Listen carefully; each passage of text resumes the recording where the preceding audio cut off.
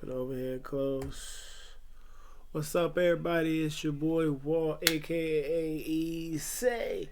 Tuning in again. On today's episode, we're gonna be talking about whatever. Stay tuned. Coming up next, you know what time it is. The Eagles. I'm mad at you. What are you doing? What are we doing? Anyway, still love you. Shout out to the Bears too, though. First off, second of all, but shout out to the Bears. You know what I'm saying? Doing their thing, holding it down, man, for the Chi-Town. But after that, I got something juicy for you. Check it out. Be right back. It's your boy Walt, aka Say. Could talk about doubting yourself, you know what I'm saying? Like being able to understand that you have the power, you have the control, and you have everything you need within you to do what you need to do. And when you doubt yourself, it's like making yourself take 6, 7 steps backwards, you know what I'm saying? You try and go forward. So when you doubt yourself, it's like chipping away at the block and putting a new chip back on it every time you doubt yourself. You break down the wall and you succeed and beat and complete to a goal, and the next thing you know, you get to doubt yourself because you're not seeing the progress that you expect to see, or you're not seeing the progress that maybe somebody else is doing, instead of focusing on your daily 1, 2, 3s, you know what I'm saying, ABCs, getting through the day, surviving, and doing better than you did yesterday at whatever it is that you're trying to do better, be better at. And when you doubt yourself, you really hurt yourself, You can't put doubt in the mind. Everything is manifestation. The brain is the most powerful muscle, most powerful piece, organ, whatever you want to call it. The brain is the most powerful thing a person has. And when you doubt yourself, you put in negative, like X marks. Like, if you could imagine somebody thinking a good thought, that's like having a check mark, a green check mark that goes into their brain. Green check mark. And then every time it's a bad thought or a negative thought, it's an X, red X, and goes into the brain. The more you think doubt, the more you getting them X's filling up the box in your head. And that's not what you want. You want to be on go, green, let's go. You know what I'm saying? Keith Sweat he said in an interview with Ray J, talking about the, I guess, parameters or the lingo or the language of R&B, and they Keith Sweat R&B artists should not be cussing and saying certain super provocative things, you know what I'm saying? Maybe suck by but he's saying that that's not R&B. And then he also goes to say, but I feel that it's not R&B from the time he was like Marvin Gaye and them would be turning in their graves. And I'm like, yeah, probably based upon what they was used to, because the game done changed. So now it's like, it wasn't able to be any cussing or vulgar language in the lyrics back then, because you wouldn't get no plays. Couldn't be on no radios and stuff with all the cussing and all that. It was frowned upon in the major streaming and media of music goes. But then he goes to say that that's the reason why the women out here is messed up. That's why they fucked up, because they not being loved right. They steady being talked to, talking to them, bitches, hoes, this, whatever. That's why they out here can't find no good ones no more.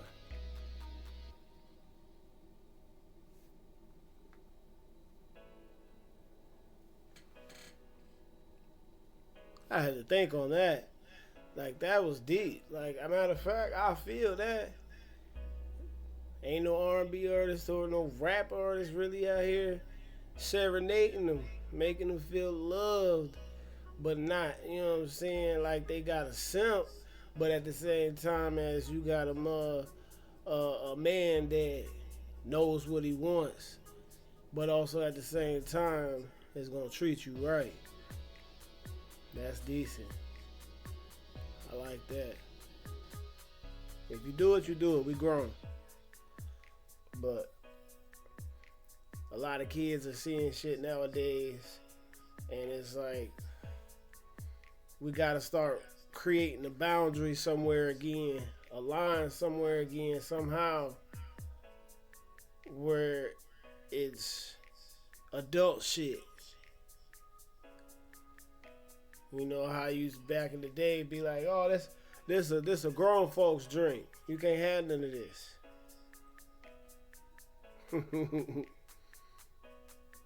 Gotta get back to that. Because the kids got so much access to information and seeing this and seeing that and knowing what and whatever.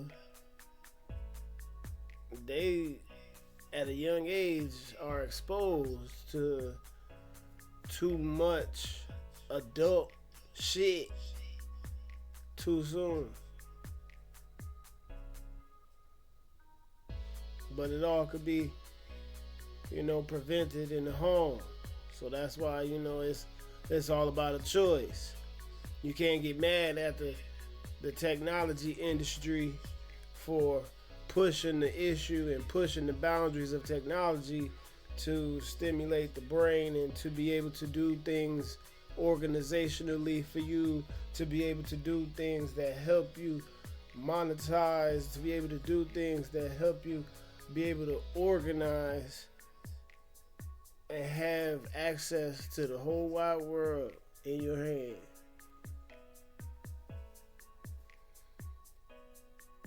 But you can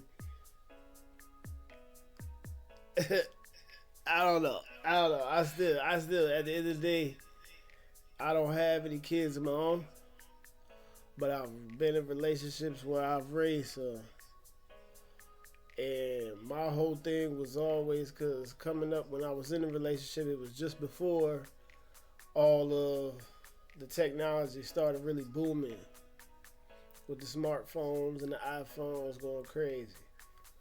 So it was like the best thing to do is to give them what they need. You got a teenager, he need a cell phone to be able to call in case of emergencies or locked out or something happened at school. I'm not gonna buy him no touch screen, super internet ass phone. I'm sorry. I'm one of those parents where you gonna have this burner phone that's gonna give you straight connect directly to me when needed. What do you need all access to social media and all this for? At the age of 12, at the age of 13, 14, 15, 16 maybe nowadays, because social media helps boost for athletes and stuff.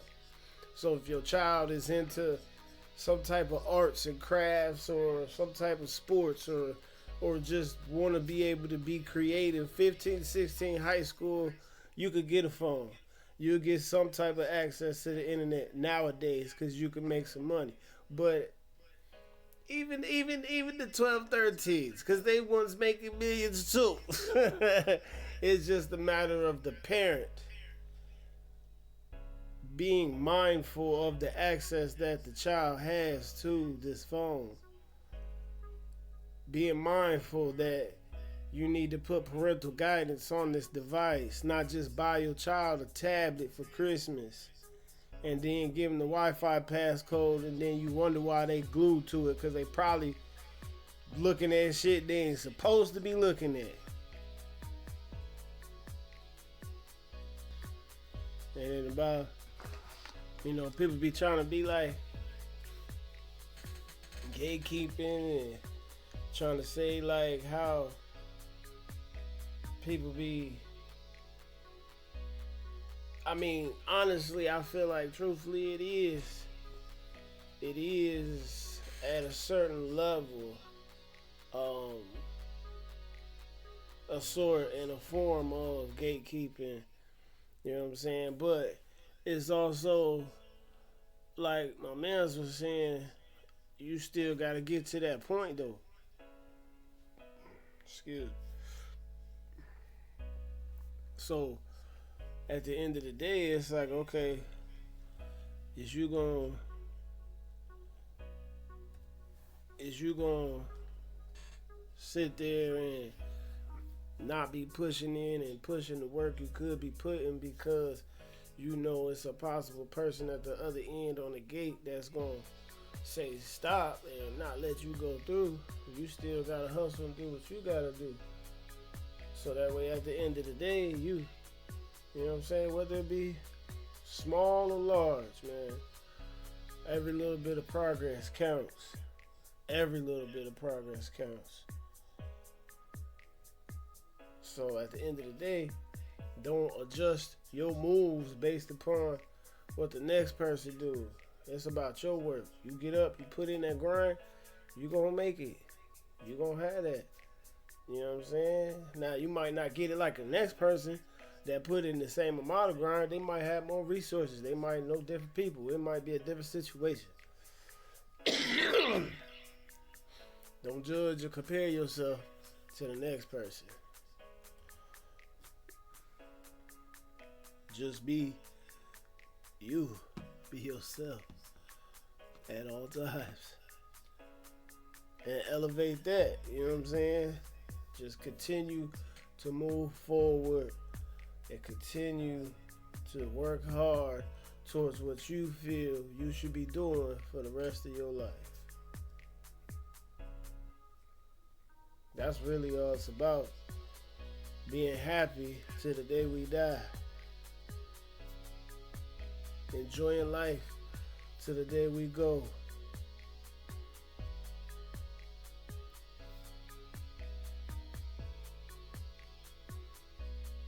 And I know I'm gonna be very joyous through my life and have a good time before I go, for a fact. So you just figure out what you want to do, what makes you happy, what makes you want to do it every day, and you go hard at that. You know? Obviously, we're going to say keep it positive, you know? Whatever it is you want to do, whatever it is that makes you happy, that's positive, you know, we're going to rock with that. I mean, you know, I don't want to say that there's things that are, you know what I'm saying, worse than others, or trying to judge what people might say is negative, but we all know what certain negatives are.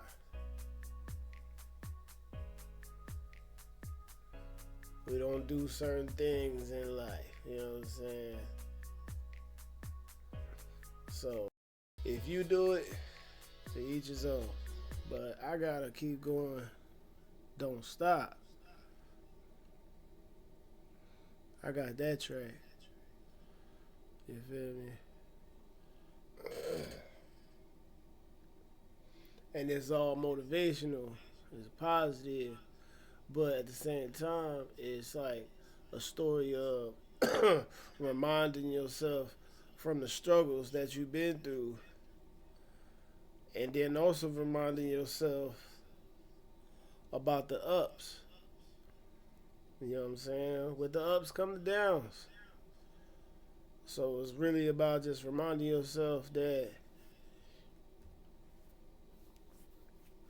no matter what, keep going and don't stop. Through the downs, keep going, don't stop. Through the ups, whew, we hit, but keep going, don't stop. Eagles.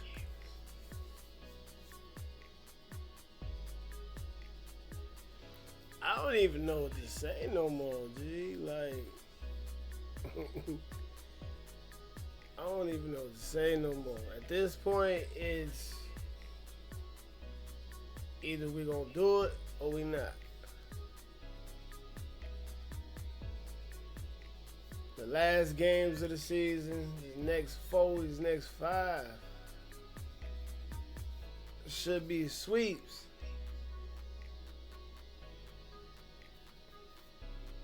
Should be sweeps. So I'm gonna just say because I'm also uh, uh, a Bear fan. I'm gonna say also because I'm a Bear fan that Big Brother Eagles, because I'm a Bears and Eagles fan, but it's Eagles number one. Eagles come first, and the Bears come second. If it was twins, the Eagles would have been born first. That's all it is. But so it was like Big Brother giving Little Brother, you know, a pat on the back game type. Like, all right, bro, here you go. You know what I'm saying? We see you doing good here. Gonna dominate your side over there with this win. We still gonna dominate our side. But then, you know, who gonna finish off and be the ones that's in the run? That's all I'm saying. Eagles, I get it. You're trying to establish a new type of offense where we passing the ball more. I get it. We got the capability to do it, of course, but we can't go away too far from what our structure and our backbone is, which is the run game. We open up, we run, we pass. Eagles fly. That's why we do that, because we running on the ground so much. By the time we let it fly, it's always open. We got to establish the run game a lot better. Play calling wise, I feel like a lot of plays in the last two games, Saquon Barkley's been put into a trap. We also got to take into account and consideration that he's coming off of a mild injury. Nobody's speaking on, but you know, we don't want him to go out there and do some extravagant shit and mess around and be injured for the rest of the season, plus maybe more. So let him, you know, have more space and opportunity to move swiftly with the plays. And then that should allow and open up some of the shortcuts, back doors for the wide receivers. We got wide receivers with hands. We got wide receivers that just dominate. We got wide receivers that catch in the move. We got tight ends. Why is we even got a loss on our record?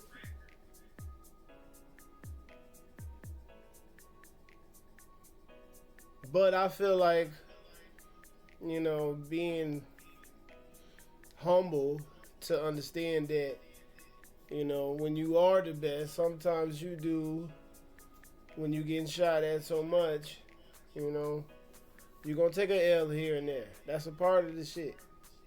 That's a part of the game. You can take L's and you get W's.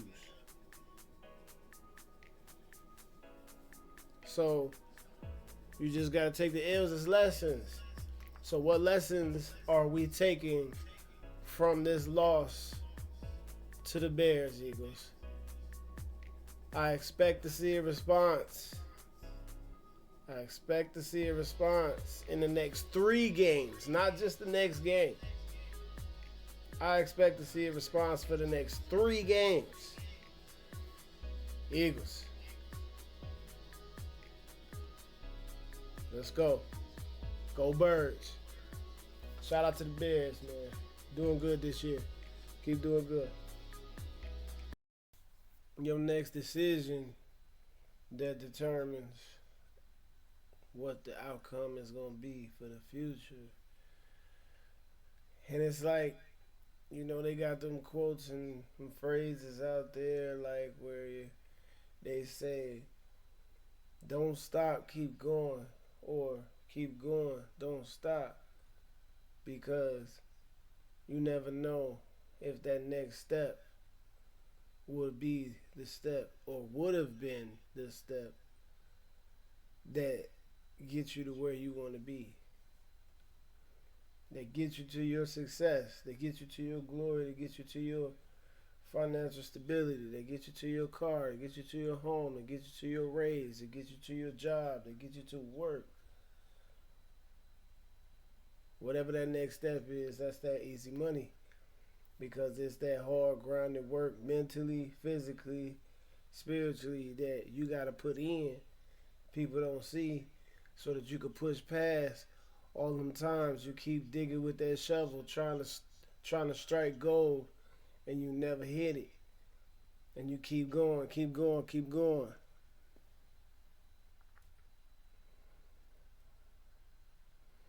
And as you keep going, keep going, keep going, eventually you're going to strike it. You're going to hit it. You're going to hit the gold. You're going to find that diamond in the rough. But you got to keep going. Don't stop. That's the whole motive.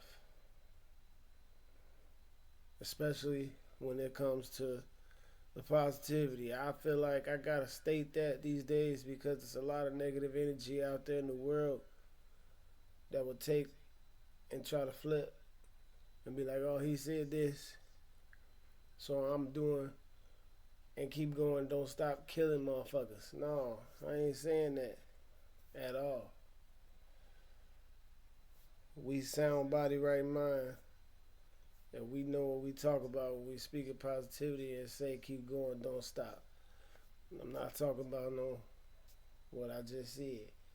I'm talking about getting goals, reaching success, building financial stability, building financial wealth, building generational wealth, building a lifestyle, building owning residential homes, and building a lot of positivity, a lot of positive things that are capable to be done in this world if you put your mind to it.